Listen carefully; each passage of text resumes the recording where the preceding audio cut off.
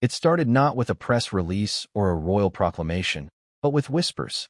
Whispers that crept through the corridors of British high society, rippled across Westminster, and finally reached the ears of reporters with eyes always trained on Buckingham Palace. Prince Harry, once celebrated as the vibrant, beloved son of Princess Diana, was now locked in a bitter standoff with the very government he once represented. Not over politics, not over pageantry, but over a legacy, a mother's legacy, and a staggering £40 million that had suddenly and inexplicably been frozen. This wasn't just any sum. This was Diana's legacy fund, a trust created in her memory, preserved over decades to honor her humanitarian mission, and intended to support the kinds of causes she championed with unmatched grace and sincerity. Children's hospitals, HIV awareness, landmine victims, women's shelters. But now, that money, £40 million, sat in limbo. Not because of legal disputes among trustees or disputes from distant relatives, but because the British government had stepped in.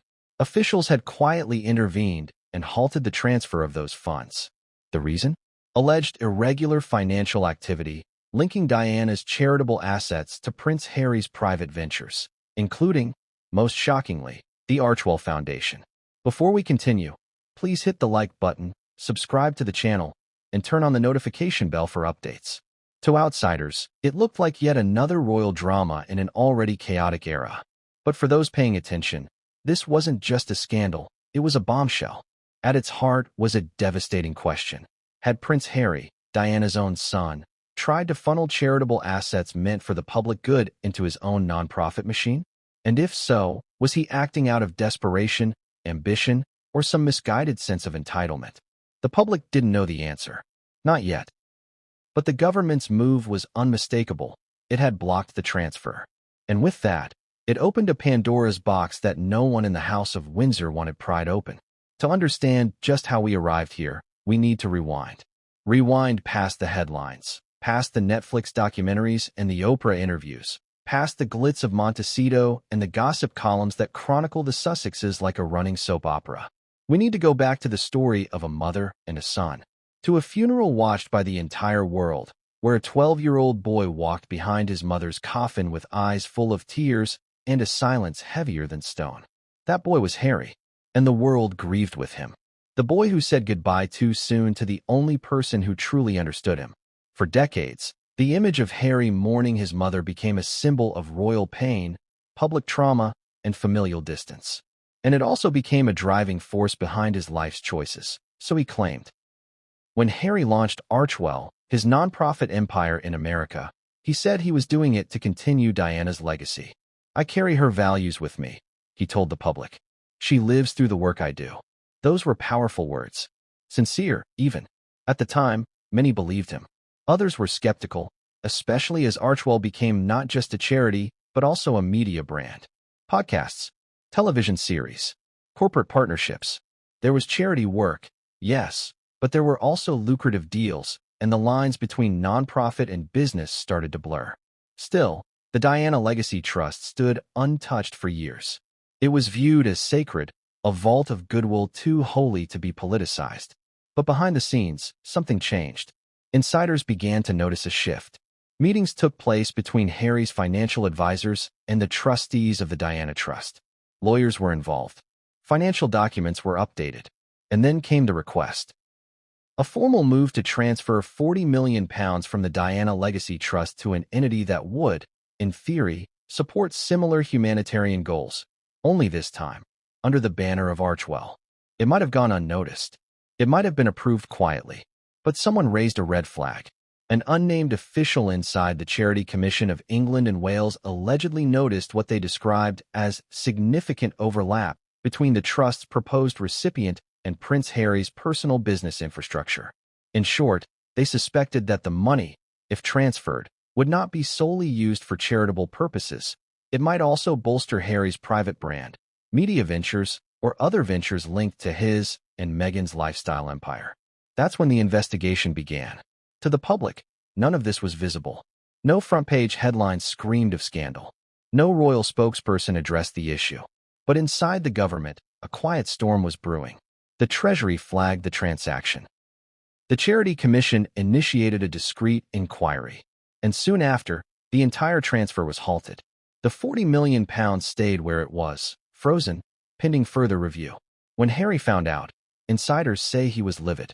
Furious, he reportedly felt blindsided. That this was an attack, not just on him, but on his mother's legacy. He allegedly called it a betrayal and politically motivated. According to Palace insiders, he made private calls to figures in Parliament, demanding explanations. Others claim he even threatened legal action, asserting that as Diana's son, he had every right to steward her legacy as he saw fit. But the government didn't back down. If anything, the pushback hardened. What followed was a torrent of speculation. Was this about principle or about profit? Had Harry, in trying to honor his mother, crossed a legal or ethical line? Or was this yet another example of institutional retaliation against a prince who dared walk away from the monarchy?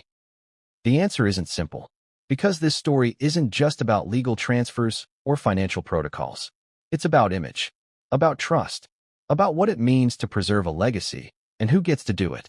Harry has spent years telling the world that he is his mother's son, that his heart beats with her compassion, that he has suffered under the weight of royal tradition just as she did. But critics say this move, trying to access the Diana Fund for use in ventures tied to Archewell, might suggest something different. Not a spiritual continuation, but a strategic one, a rebranding. And that's why the public is torn. Some argue that Harry has every right to access his mother's legacy. After all, if anyone understands Diana's vision, it's her children. And if Archewell supports mental health, social justice, and equity, doesn't that align with Diana's values? Others, however, are more skeptical. They see a man increasingly distanced from his original promises, growing his brand on both sides of the Atlantic while invoking his mother's name as a kind of shield. It doesn't help that Archewell itself has been under scrutiny. Tax records reveal limited charitable spending compared to the brand's promotional campaigns. Internal staff turnover has been high. Partnerships have been unstable. While there are some commendable initiatives, critics argue that the foundation has become a vehicle for image management more than public service. And yet, Harry insists, at least in private, that his motives are pure. That the transfer of the Diana funds was meant to protect the money, give it fresh energy, and make it globally impactful. That he's not trying to cash in on Diana's name, but to keep her work alive in a modern world. Those close to him say he's heartbroken. That being blocked from his own mother's charitable assets feels like being orphaned all over again. Still, the government holds its ground. Until a thorough investigation is completed, the money remains untouchable. The inquiry is ongoing. No criminal charges have been filed, but the damage to reputation, to trust, to legacy is already well underway. What happens next is anyone's guess. Will Harry be vindicated and granted access to the funds? Or will the inquiry find troubling overlaps between his nonprofit and personal finances? And what does all of this say about how we, as a society, protect legacies from becoming commodities? As the story unfolds, one thing is clear. Princess Diana's name still has power. Power to inspire, power to divide, and, tragically, power to become the center of yet another royal controversy. This is the untold story behind the blocked £40 million.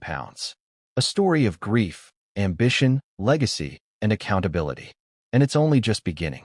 It began long before anyone imagined her life would be cut short. Diana, Princess of Wales, was more than a royal.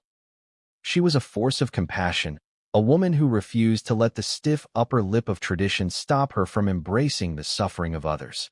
At a time when royal engagements were choreographed performances, Diana broke ranks. She hugged AIDS patients without gloves. She walked through active minefields in Angola. She cried openly with grieving mothers and played with children in makeshift shelters. She didn't just shake hands, she held them. She didn't just visit institutions. She stayed, she listened, she connected. The world watched as she redefined royalty, not through titles or tiaras, but through touch, empathy, and presence. And so, when she died in that tragic car crash in Paris in 1997, the grief was global, visceral, and unprecedented. Millions poured into the streets of London. Flowers blanketed the gates of Kensington Palace. Even those who had never met her cried as if they had lost someone close. From that grief emerged a call to action. It wasn't just about mourning her death. It was about continuing her work. Her family, advisors, and supporters came together to establish a trust. The Diana, Princess of Wales Memorial Fund, initially set up to manage the outpouring of public donations, was later transformed into a broader legacy vehicle. This fund would not simply exist as a monument. It would serve as a living extension of her values. The mission was clear: support humanitarian causes that reflected the core of Diana's life. Healthcare for the marginalized, advocacy for the stigmatized, resources for the neglected. Over the years, the Trust supported dozens of initiatives across continents. Projects focused on landmine victims, terminally ill patients, disadvantaged youth, mental health awareness, and more. But it wasn't just about the money. It was about meaning. Every pound donated, every grant approved, was steeped in the symbolism of her legacy. Charities that receive Diana Legacy Trust support often describe the emotional impact as greater than the financial one. A small village hospital in rural Kenya, once funded by the Trust, reported a surge in global donations after being associated with Diana's name. A mental health advocacy group in the UK said they had never received such international attention until they became a partner. Being chosen by the Trust wasn't just a grant, it was an anointing. For over 2 decades, the Diana Fund continued quietly. It never craved headlines. It didn't sponsor galas or host celebrity balls. It worked steadily, efficiently, with a sense of dignity that mirrored the woman whose name it bore. Trustees rotated. Financial audits were transparent. Impact reports were modest but solid. The fund wasn't flashy, but it was sacred. Behind the scenes, however, the pressure to evolve grew. The world was changing. Philanthropy was becoming more digitized, more media-savvy, more intertwined with brand identity. New players entered the space. YouTubers with charity merch lines, tech billionaires launching impact ventures, and global celebrities leveraging foundations for both good and gain. The Diana Legacy Trust, by contrast, remained old school, noble, but increasingly invisible. Then came the rise of Prince Harry. In the years following Diana's death, Harry had always been seen as the people's prince, much like his mother. He was the royal who danced with children in Africa, who served in Afghanistan despite the risks, who laughed a little louder and cried a little easier than his brother. But as he grew older and more independent, particularly after his marriage to Meghan Markle, Harry began crafting a new identity, one that wasn't just royal, but global, charitable, entrepreneurial. He spoke often about his mother, in interviews, in speeches, in Netflix documentaries. Her influence, he said, was the compass that guided him, her memory, a source of strength. And as his relationship with the monarchy frayed, Diana's legacy became an even more potent symbol for him, not just of love, but of rebellion, of choosing purpose over protocol. That emotional link added a new layer of complexity to the Diana Fund. Though neither Harry nor William had official control over the trust, both were seen as its spiritual heirs. The public assumed that, one day, the brothers might become its joint stewards. But as tensions between them grew, and as Harry's professional pursuits grew more complex, that assumption began to crack. Still, the trust continued its work. Quietly, respectfully, but always with the knowledge that the world was watching. That's what made the £40 million so important. That sum, though only a portion of the fund's full historical assets, represented a crucial reserve, money that had been carefully stewarded, invested, and preserved across decades. Money intended for future generations of humanitarian impact. Money that had survived recessions, market crashes, and internal disagreements. It was the fund's heart, its final chapter, its potential future. So when rumors emerged that Harry had approached the trustees with a proposal to transfer those funds into his own nonprofit, Archewell, there was instant concern. It wasn't just about legality. It was about philosophy. The Diana Legacy Trust was built on a foundation of modesty and purity of purpose. Archewell, by contrast, was a new hybrid, part charity, part media company, part brand. Could the values align? Perhaps. But would the perception align? That was far less certain. Supporters of Harry claimed the transfer made perfect sense. Who better to carry the torch than Diana's own son? Who else had the global platform to amplify her mission? In theory, Archewell could turbocharge the reach of the Diana Fund. With Netflix, Spotify, and corporate partners in the mix, the charitable message could be scaled to new heights. That's what Harry reportedly believed. But critics weren't convinced. They pointed to the commercial nature of Archwell's other ventures. The fact that Meghan and Harry had signed multi-million-dollar deals. The concern that the Diana name, once synonymous with selfless compassion, was now being woven into a broader Sussex brand narrative, one that included podcasts, merchandise, and docuseries. Moreover, there was the issue of governance. The Diana Fund had decades of independent oversight, whereas Archwell, despite its nonprofit status, was still controlled by Harry and Meghan. It raised questions. Would there be transparency? How would funds be used? Would money intended for landmine survivors in Cambodia end up financing a celebrity-driven DOCA campaign in Malibu? These were the questions the trustees had to consider. And these were the concerns that likely influenced the government's decision to pause the transfer. Because, as one former trustee put it in a private memo that was later leaked, the Diana Fund is not an inheritance. It is not a family asset. It is a public trust built by the people for the people. That quote struck a chord. It reminded the world that Diana's legacy wasn't just about genetics. It was about values. And while Harry might carry her blood, the trustees carried her mandate. The irony is heartbreaking. The boy who lost his mother in front of the world. The man who said her ghost still walks beside him. The son who wept for her, defended her, championed her. Now at odds with the very institution created to preserve her name. As this battle unfolds, the heart of Diana's legacy hangs in the balance. Not just the money, but the meaning, the dignity, the trust. And as the story grows louder, one must ask, what would Diana think of it all? It was never written in law, but it was etched in memory. In the public's imagination, Princess Diana's legacy, emotional, humanitarian, and financial, belonged, in spirit, to her sons. Not to the crown, not to the government, not to trustees or accountants. To William and Harry. To the boys who had walked behind her coffin while the world wept with them. And among the two, it was Harry who invoked that legacy more frequently, more passionately, and more personally. Not because William didn't care, but because Harry wore his grief differently. He didn't hide it behind royal composure. He talked about it. He made it part of his identity.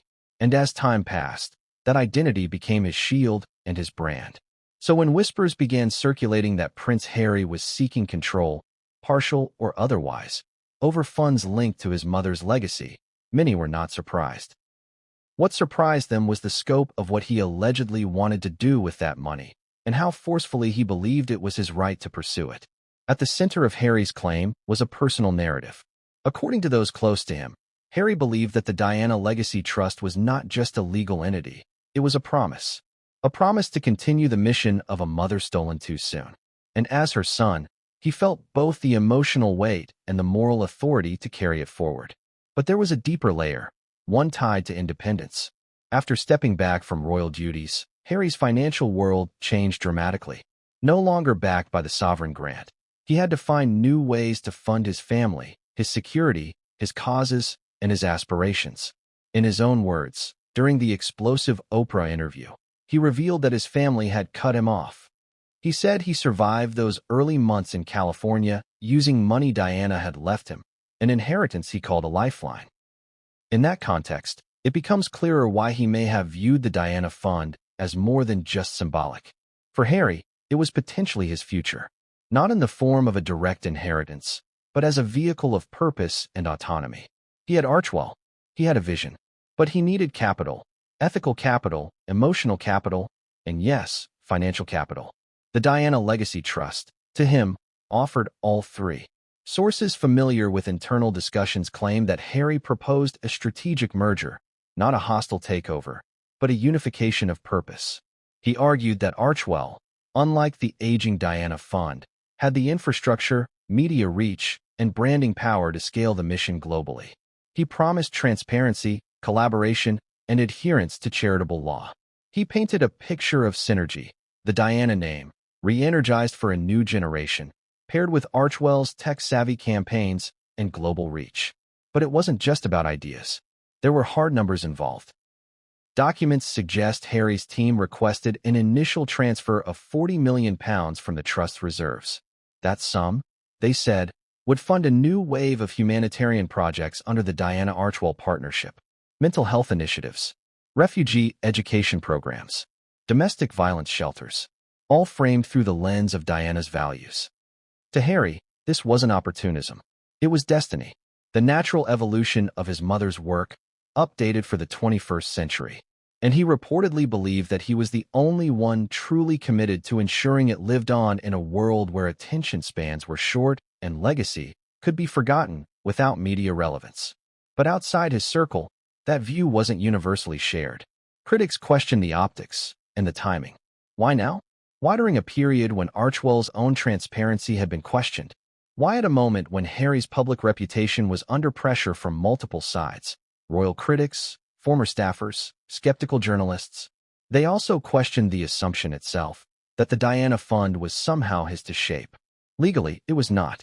The fund had its own board, its own fiduciary responsibilities, and its own public mission. It had been built not by Diana alone, but by thousands of donors, supporters, and volunteers who gave in her name. People who believed they were contributing to a legacy that was above personal ambition. Yet Harry's position remained defiant. According to an insider who had attended a private meeting between the Duke and senior charity advisors, Harry reportedly asked, "If not me, then who? Who else can carry this forward with heart and truth?" That question, while emotionally compelling, struck some as problematic. It framed the issue as a matter of personal entitlement rather than shared stewardship. What further complicated matters was that Harry's proposal wasn't limited to humanitarian work.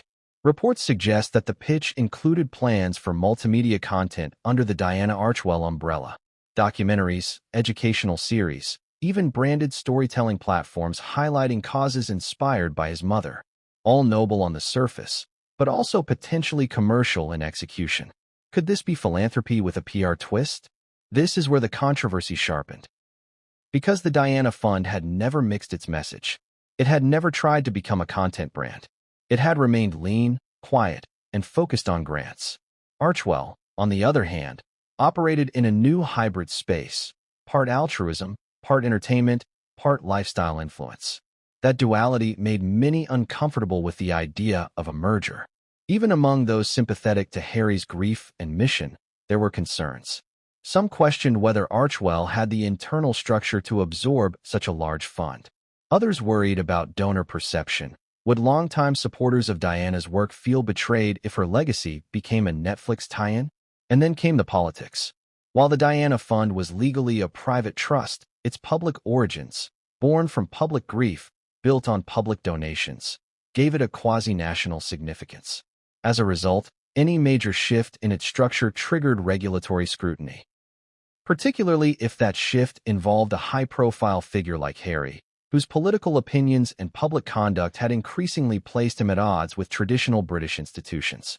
When the transfer request landed on the desk of the UK Charity Commission, it didn't come quietly. Officials immediately noticed the scale. £40 million. Not a modest grant or partnership, but a wholesale redirection of legacy funds into a privately controlled nonprofit. The potential for conflict of interest was glaring. Behind closed doors, the question boiled down to this. Was this about legacy or leverage? Was Harry trying to honor his mother, or trying to rescue his brand? To this day, Harry has not spoken publicly about the frozen transfer. But those who know him say he's incensed, not because he's been caught in wrongdoing, but because he feels misunderstood. They describe him as a man who has been fighting to hold on to the only part of the monarchy he still believes in, his mother's mission, and who now feels that even that is being taken from him. He reportedly told a friend that the government's move was a slap in the face and that it showed how little they really understand who she was and what she meant. To Harry, this wasn't bureaucracy. It was betrayal. But to others, the situation is more nuanced. They argue that legacy cannot be privatized. That grief, no matter how personal, does not translate into unilateral rights over collective goodwill. That Diana's name belongs not to one man, but to the millions who kept her memory alive long after the cameras stopped rolling. It's a painful conflict, one where no side seems entirely wrong, but where trust and transparency are now on trial. And as the freeze remains in place, so does the tension. With every passing day, the unspoken question grows louder. Is this really about Diana, or is this about Harry? The first conversations weren't conducted over champagne in palace gardens or staged for public relations. They were quiet, clinical, and highly confidential. They took place in private boardrooms and legal offices, far from the public eye. Here, among polished oak tables, heavy silence, and discreet staffers, Prince Harry's team began to map out what many would later describe as a delicate, high-stakes operation. The transfer of £40 million from the Diana Legacy Trust into Archwell's expanding infrastructure. It started with a simple inquiry, at least, that's how insiders recall it. A representative from the Sussex legal team reached out to the Diana Fund's trustees in what was initially presented as a gesture of alignment. A desire, they said, to ensure that the work being done in Diana's name did not stagnate, but instead evolve. The email was respectful, measured. It didn't ask for anything concrete, yet, but it opened a door that had been firmly shut for over 2 decades. What followed was a series of private meetings between Archwell's legal consultants and the board of the Diana Legacy Trust. These were not informal catch-ups. They were strategic sessions, scheduled with precision, often held under strict non-disclosure agreements. Lawyers were present at every meeting, suggesting early on that the Sussex team anticipated resistance and were prepared to navigate complex charitable governance laws. On the surface, Harry's case was compelling. His team presented documents and proposals outlining how a partnership, or partial consolidation, could dramatically increase the trust's global impact. They cited Archwell's partnerships with high-profile organizations, media networks, and philanthropic investors. They offered data projections on how digital storytelling could help humanize and modernize Diana's mission. One advisor reportedly said, "Imagine her work amplified through the lens of streaming, mobile technology, and on-demand education." Her message wouldn't just survive, it would thrive. But there was more to these meetings than just vision. Beneath the surface, a different tone emerged, one of urgency. Harry's advisors weren't just pitching a better way to serve charitable missions. They were also, insiders say, increasingly focused on control. The proposals included clauses that would give Archwell authority over fund allocation, creative branding, and even strategic partnerships. It became clear that this wasn't a mere alliance. It was a structural reorientation, one that would centralize the Diana Fund's identity under the Sussex umbrella. The trustees were stunned, not because Harry had expressed interest, after all, he was her son, but because the scope of the proposal risked dismantling the very principles they had sworn to uphold. Since its founding, the Diana Legacy Trust had operated on the basis of impartiality. Its decisions were made through consensus. Its finances were independently audited. It existed not to serve royalty, but to serve people. And most importantly, it had no loyalty to individual heirs or personal ventures. The board debated. They considered the optics, the legal ramifications, and the moral implications. One trustee, who had served for over a decade, reportedly expressed concern that the fund would lose its soul. "We were built on public trust," she is said to have remarked. "We cannot become a wing of a celebrity foundation, no matter how heartfelt the intentions." Still, Harry's team didn't relent. According to confidential minutes leaked from one of the meetings, a Sussex-affiliated advisor challenged the board.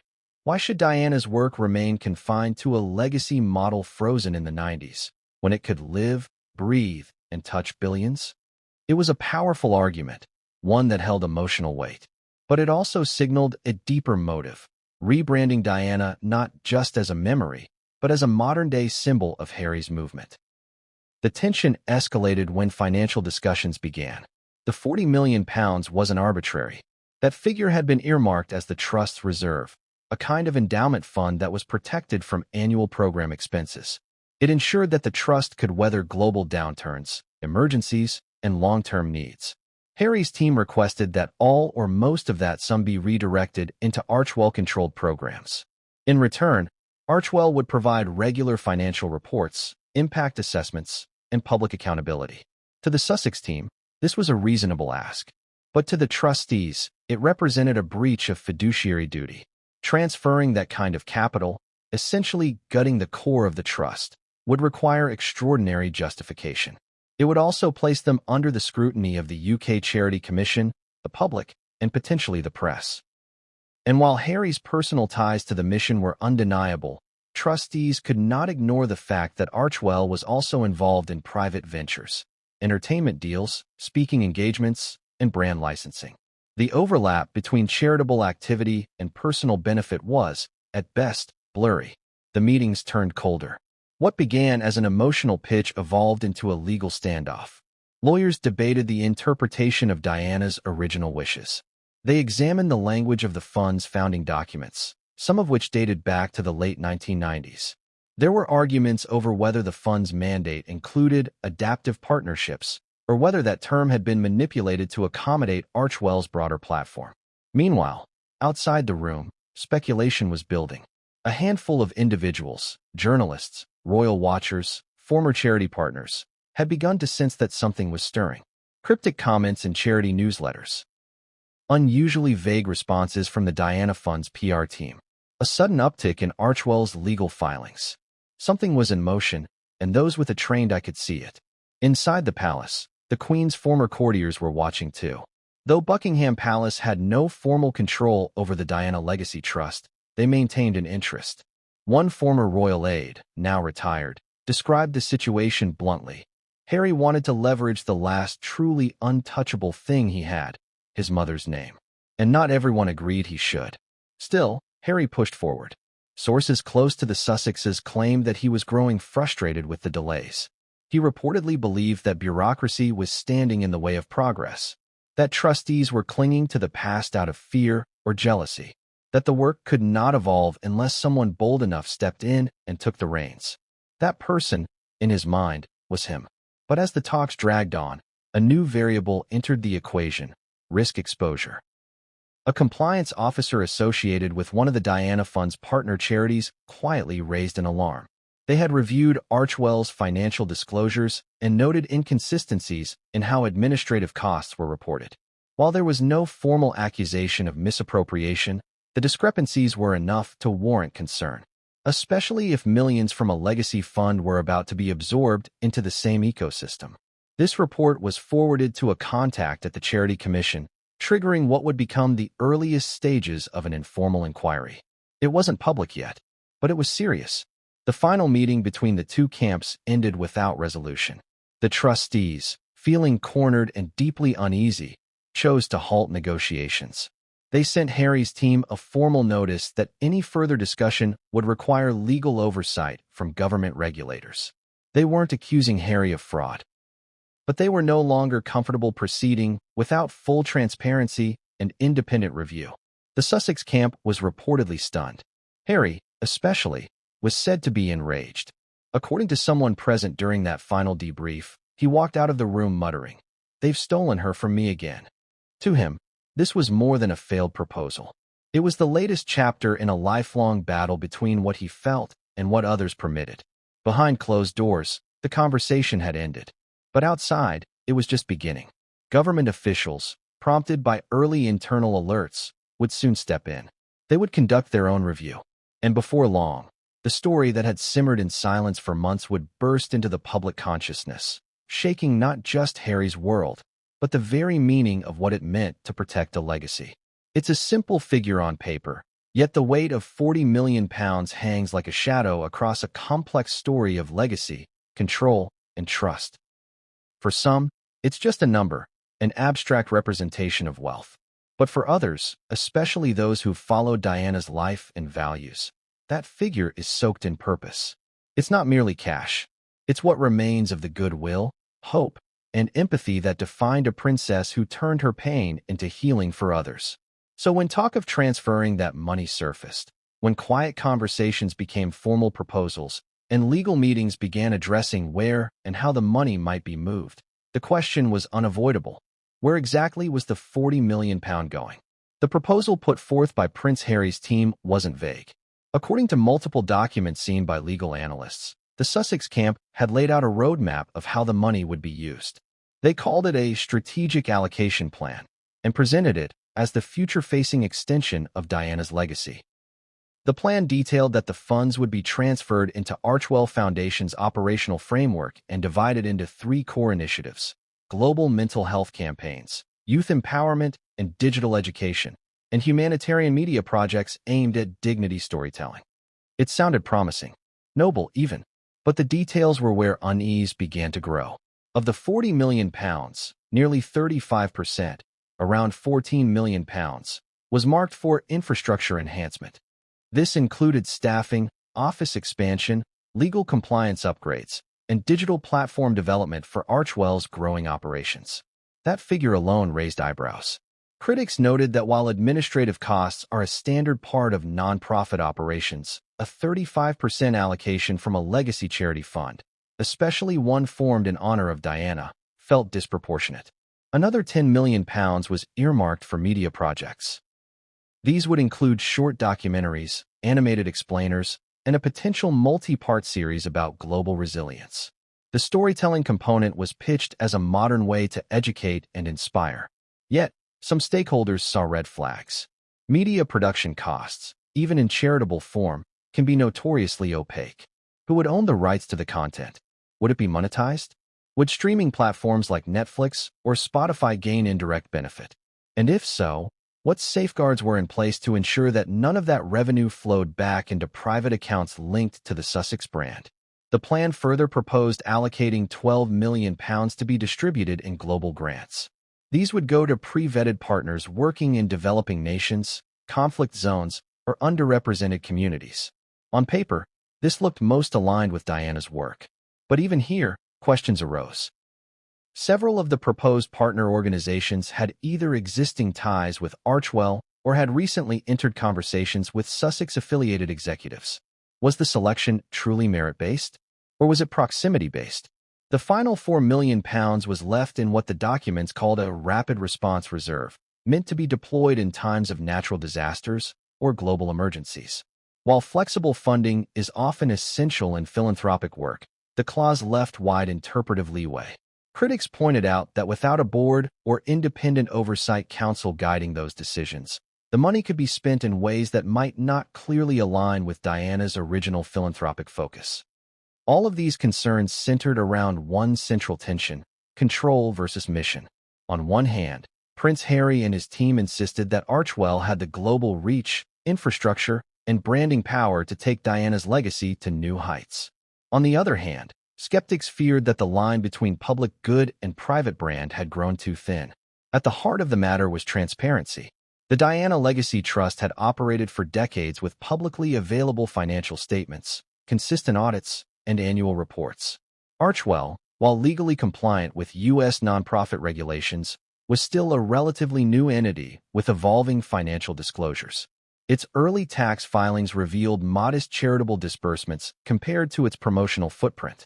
Staff turnover had been high, and several of its partnerships had either dissolved or stagnated after initial announcements. While none of this amounted to legal wrongdoing, it didn't inspire confidence among trustees used to cautious stewardship. Then came the issue of location. The Diana Legacy Trust was based in the UK and had always functioned under British regulatory structures. The proposed transfer would move a significant portion of its core assets into a US-based foundation, operating under different tax laws, cultural expectations, and oversight bodies. This cross-border relocation raised logistical and legal concerns. Would the funds retain their tax-exempt status? Would British donors feel betrayed if their contributions ended up overseas? Would future audits be as accessible and rigorous?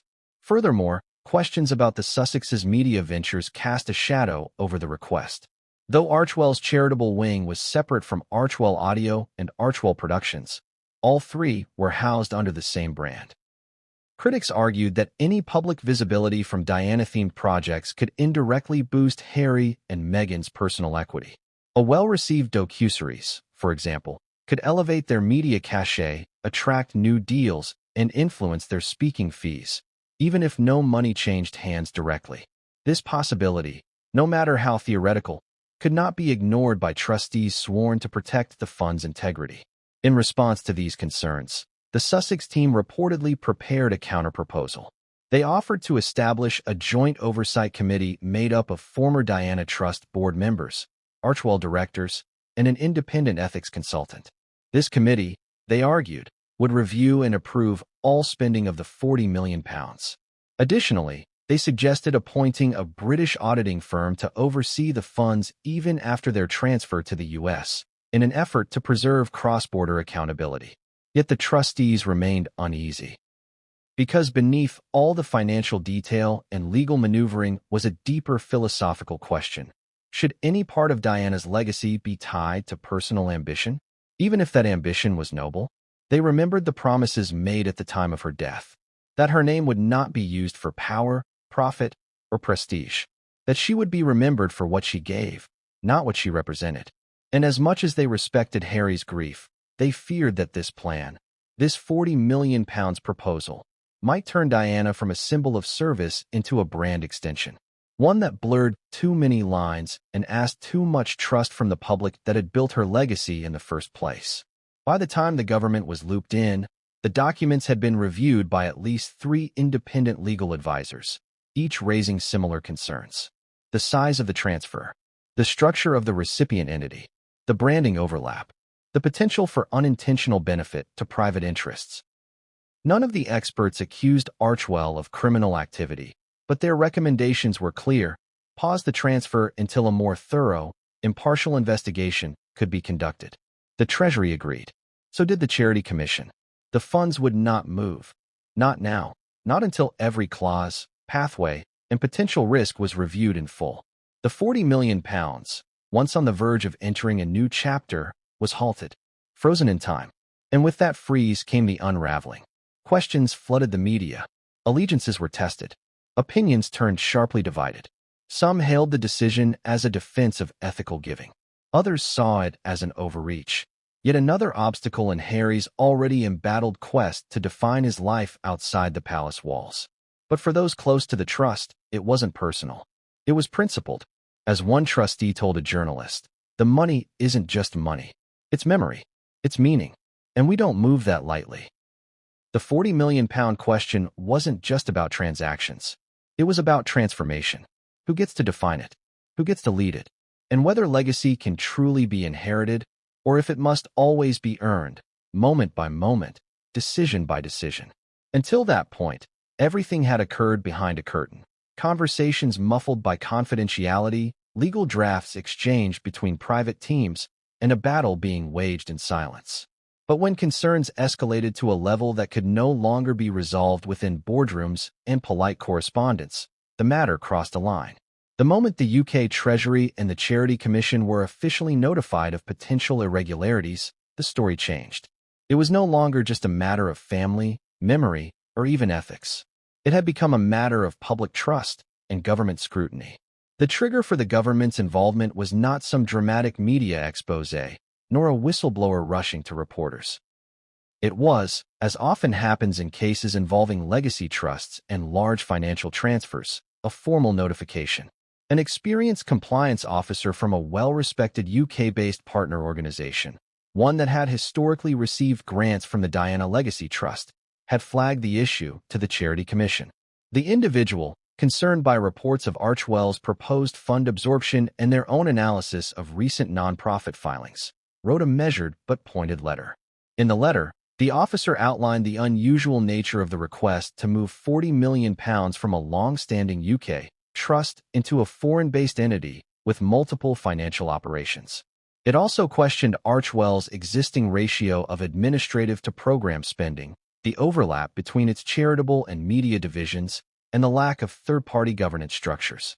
While the letter did not allege any specific wrongdoing, it asked for assurance that due diligence was being followed. And, if not, that the Commission conduct a review. The Charity Commission, bound by its legal responsibility to maintain public confidence in the charitable sector, took the matter seriously. Within days, they launched what's known as a compliance review, the precursor to a full-scale investigation. This quiet move marked the first official intervention by a UK regulatory body into the proposed Diana Archwell fund transfer. From that moment, the dynamics of the story changed dramatically. Internally, the Commission began reviewing the governance practices of the Diana Legacy Trust, examining recent board meeting minutes, correspondence with the Sussex legal team, and the financial breakdown of the proposed transfer. Simultaneously, the Treasury's Charity Oversight Unit was contacted, since large charitable movements, particularly cross-border ones, can fall under fiscal scrutiny if public interest or tax implications are involved. Though the public was unaware, the government was now in the loop, and investigators began examining not just the Diana Fund, but also Archwell's structure, public tax filings, and charity operations. A quiet information request was issued to Archwell's compliance officers, asking for clarity on how funds would be segregated, used, and reported should the transfer proceed. The Sussex camp was quick to respond. They saw the review as an overstep, unnecessary interference in a partnership born of grief, not greed. According to someone familiar with the internal reaction, Harry was livid. He allegedly referred to the inquiry as a calculated attempt to vilify him and suggested privately that unnamed figures in the British establishment were weaponizing bureaucracy to punish him for leaving the royal family. In response, Archwell's legal team submitted a dossier intended to preempt the Commission's concerns. The file, over 100 pages long, included proposed governance frameworks, financial models, planned social impact reporting, and a timeline for fund distribution. It emphasized that Archwell would not profit from the Diana Fund. No salaries, bonuses, or private ventures would be subsidized. All funds would go strictly toward mission-aligned causes. Still, the Commission remained unconvinced. The issue was not just where the money would go, but who controlled it, and how easily public perception could sour if even one step appeared self-serving. One commissioner, speaking anonymously to a policy journal, remarked, "Even the appearance of impropriety can erode public trust.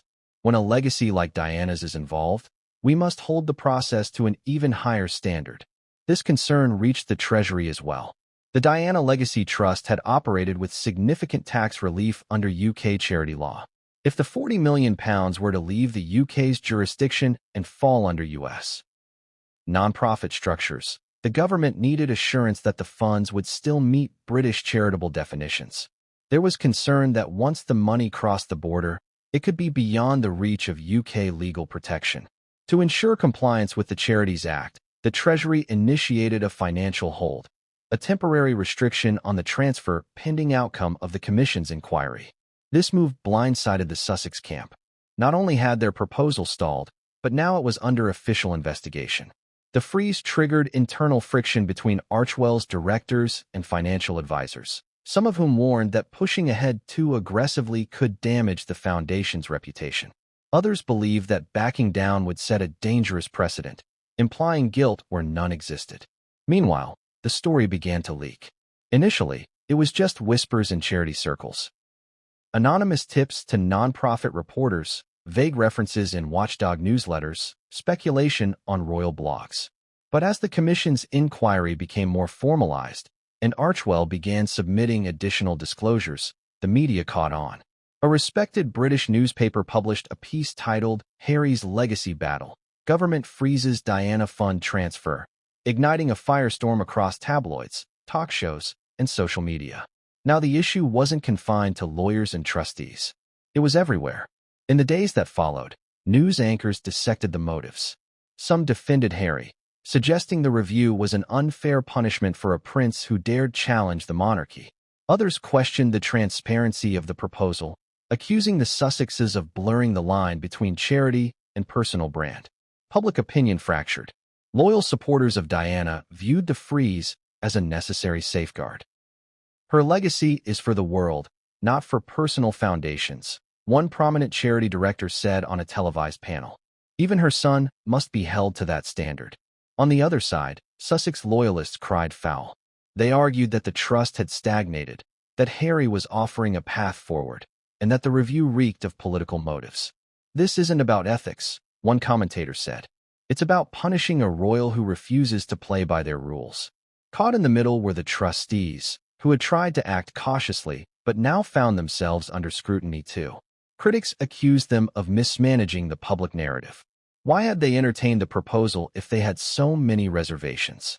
Why hadn't they communicated more clearly with Diana's former allies, or even the royal family? Meanwhile, Archwell scrambled to control the damage. A public statement was released affirming their unwavering commitment to transparency and denying any financial impropriety. They promised to cooperate fully with the Charity Commission and expressed hope that Diana's work may continue to inspire future generations through modern means. But the damage was done. The involvement of the UK government turned what could have remained a quiet boardroom disagreement into a full-fledged public spectacle. It made headlines in every major outlet, from London to Los Angeles. Analysts weighed in. Lawyers debated potential outcomes. And public trust, once the most precious asset surrounding Diana's name, now hung in limbo. As the investigation progressed, both sides doubled down. The commission expanded its review to include any potential crossover between Archwell's charitable and commercial wings. Archwell, in turn, initiated an independent audit to demonstrate clean financial practices. And Prince Harry? He stayed mostly silent publicly, but privately, insiders say he was devastated. This, for him, wasn't just about funds. It was about being denied what he felt was a sacred bond with his mother. To be told, by a government no less, that he couldn't touch money meant to honor her name. That, to him, felt like betrayal at the highest level. But to regulators and charity professionals, the answer was simpler. Legacy, no matter how personal, must be protected by structure. Emotion does not negate accountability. And in a world where public trust is as fragile as ever, even a prince must be held to the same standards as any other steward of charity. When Prince Harry and Meghan Markle first introduced Archwell to the world, the name alone carried enough symbolism to turn heads. According to their explanation, Archie was a Greek word meaning source of action, and the foundation was meant to be the origin point of meaningful change, born from intention and empathy. For the couple who had just broken away from the royal family and who faced constant tabloid scrutiny, this new platform wasn't just a nonprofit. It was their narrative, their comeback, and their way to channel purpose into public impact. But as the Archwell Foundation gained traction, questions started to surface, quietly at first, then more audibly. Critics, donors, media professionals, and nonprofit experts began to observe something they couldn't easily ignore. Archwell didn't seem like a traditional charity. Yes, it had mission statements about compassion, equality, and healing. Yes, it had a 501(c)(3) status. Yes, it pledged to serve vulnerable populations. But it also sat alongside commercial arms, Archwell Productions and Archwell Audio, that operated as for-profit endeavors. The entire operation was built under one brand, controlled entirely by Harry and Meghan, and surrounded by media contracts, PR consultants, and Hollywood deals. It wasn't inherently illegal, nor uncommon in the modern era of celebrity philanthropy. Many high-profile figures launch nonprofit entities tied to their brands. But when an organization seeks to receive a multi-million-pound transfer from a long-standing UK charity trust founded in the name of one of the world's most beloved humanitarians, the structure matters. Intentions must be backed by clarity, and the line between mission and marketing must be unmistakably drawn. Archwell's financial model didn't ease those concerns. In its first available tax filing, the foundation disclosed that it had raised around $13 million in its debut year, most of it from a single undisclosed donor, and it spent roughly $8 million.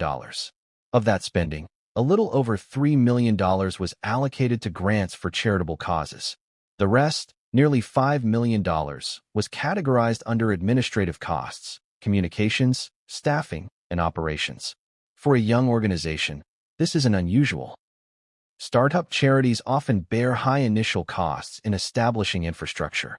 But to those scrutinizing the proposed merger with the Diana Legacy Trust, those ratios raised red flags.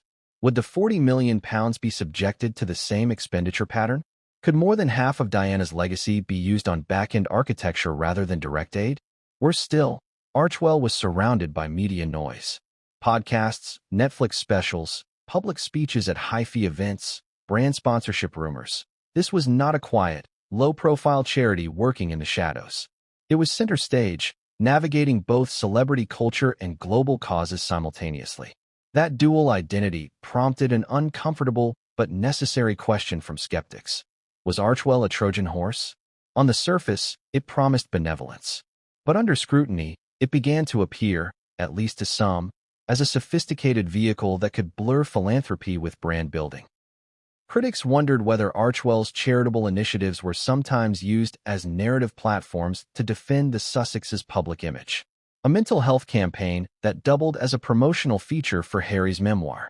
A women's empowerment project unveiled just as Meghan was under fire in the press. A racial justice initiative that coincided with critical royal headlines. Coincidence? Or careful brand management? And then there was the content pipeline. Archwell Productions had been tasked with delivering docuseries and educational programs aligned with the couple's vision. But entertainment companies like Netflix and Spotify operate with commercial goals. While the Sussexes had insisted that projects like their Netflix docuseries were about authenticity and truth-telling, critics noted that these programs were also monetized. Viewership numbers, advertising, global streaming rights. None of these were part of a traditional nonprofit's world. Yet Archwell straddled that very line, at times appearing to be both charity and entertainment house. This context matters, especially when you consider how the Diana Fund proposal was structured. The £40 million transfer wasn't to an escrow account marked strictly for emergency relief. It wasn't to be divided among known, pre-vetted humanitarian partners. It was set to be absorbed into Archwell's operating system, where its future would be guided by a leadership team also responsible for narrative content and public campaigns. That meant those same funds could indirectly support projects that further bolstered Harry and Meghan's personal brand visibility. To be clear, no evidence has been made public to suggest that the Sussexes were planning to use the money illegally. Every publicly released document emphasized that funds would be handled transparently and used for socially impactful purposes. However, as nonprofit ethics experts began weighing in, many pointed out that the problem wasn't criminality, it was optics, perception, and control. One nonprofit advisor explained the dilemma in a widely shared industry podcast. Even if every penny goes to a good cause, if the structure enables private benefit, you have a problem. The public doesn't just care about outcomes. They care about who's in charge, how decisions are made, and whether legacy institutions are being repurposed for image management. Those who knew Diana personally echoed similar discomfort. Several of her former charity partners, speaking anonymously to reporters, expressed sorrow that her name had become part of such a complex public debate. One said, "She never cared about headlines. She didn't need a microphone. She went where no one else would go, quietly, lovingly, without camera crews. That was her power." It's hard to see that ethos now wrapped up in global media deals. Defenders of Archwell were quick to push back. They argued that Harry and Meghan were being punished for being modern. In a digital-first world, they said, charity must evolve. Impact storytelling, integrated campaigns, branded partnerships. These are tools of today's nonprofit reality. Archwell was simply doing what all effective changemakers must: compete for attention in a saturated media environment. And when the cause is right, what difference does it make whether a message is delivered via a press conference or a documentary? But that very logic is what made government officials hesitant. Because if Diana's legacy is to live on, it must do so untainted, not merely by impropriety, but by even the suggestion of commercialization. The UK Charity Commission, in its early findings, emphasized this point. Legacy charities must avoid any appearance that funds are being used for dual purpose. If Archwell was not purely charitable in form and function, it could not be considered a proper home for such a monumental transfer. The public, meanwhile, was divided. Some saw the scrutiny as petty, a vendetta against a couple who had tried to forge their own path. Others saw it as justice, an overdue examination of an operation that had grown too powerful, too unregulated, and too deeply tied to personal ambition. Social media erupted with hashtags. Op-eds filled newspapers, and evening pundits debated whether Archwell represented a new frontier in philanthropy or a subtle distortion of it. And in the midst of it all, Prince Harry remained silent. Not publicly, at least. But those close to him say he was shaken, not by the accusations, but by what they represented. That even now, years after leaving the royal institution, he could not control the narrative. That even when trying to do good, he was suspected of manipulation. That even his mother's name, the one thing he had always felt belonged entirely to him, was now under the microscope. For Archwell, the storm was far from over. The government review continued. Donors grew curious. Public scrutiny mounted. And within the Diana Legacy Trust, the board remained unmoved. Their stance was simple. If you want to use her name, you must do so with her values, her clarity, and her humility. And no brand, no matter how well-intentioned, could be exempt from that responsibility. In every high-stakes decision made within Archewell, there is one constant presence behind the scenes, a figure equal parts influential and enigmatic in the public eye. Meghan Markle, the Duchess of Sussex, has long occupied a complex space in modern royal history. A self-made woman, an actress, an activist, and a mother, she entered the British royal family not as an accessory, but as a powerful voice in her own right. And when she and Prince Harry broke away from the institution that defined them, it was not just Harry charting the course. Meghan was equally at the helm. So it should come as no surprise that when discussions began regarding the potential transfer of £40 million from the Diana Legacy Trust to Archewell, Meghan's role was not peripheral. According to multiple insiders, though she did not attend every legal meeting or public engagement tied to the matter, she was intimately involved in the conceptual strategy. From narrative positioning to visual branding, from potential partners to storytelling themes, Meghan's fingerprints were everywhere, subtle, strategic, and deeply woven into the vision. To understand Meghan's influence, one must first revisit the early days of Archewell's creation. Following their departure from royal duties, Harry and Meghan settled in California and registered the Archewell Foundation as both a nonprofit and a multimedia hub. The intent was always dual purpose: build a platform for charitable action and reshape public discourse through storytelling. Meghan, with her background in television and her sharp understanding of media dynamics, played a central role in crafting that strategy. She had seen firsthand the machinery of British tabloid culture, its cruelty, its biases, and its appetite for sensationalism. Having endured what she described as character assassination on a global stage, Meghan understood the power of controlling one's own story. Archewell, in many ways, became that vehicle, not just a foundation, but a lens through which the Sussexes could reintroduce themselves to the world, not as victims, but as changemakers. In this context, the proposal to integrate the Diana Legacy Trust into Archewell wasn't simply a financial transaction. It was, for Meghan, a narrative opportunity. Diana's memory, long sacred to both Harry and the public, offered a bridge, linking royal legacy with modern relevance, and grief with rebirth. But it also presented a brand synergy too potent to ignore. Internally, Meghan was said to be one of the earliest advocates for leveraging Diana's name within Archewell's messaging. Not in a crass or commercial way, sources insisted, but in a deeply intentional one. She viewed Diana's story as unfinished, her mission as disrupted too soon. What if, Meghan is reported to have posed during internal brainstorms, Archewell could be the spiritual continuation of what Diana started? What if storytelling could pick up where activism left off? And so the pitch began to form. Diana's humanitarian work, on AIDS, on landmines, on mental health, could be reflected in Archewell's initiatives. A campaign for international children's education could reference Diana's advocacy. A docuseries about trauma recovery could subtly thread in Diana's own emotional battles. And beneath it all, Meghan envisioned a foundation that was as much about values as it was about visibility. It was a bold vision, but not without complications.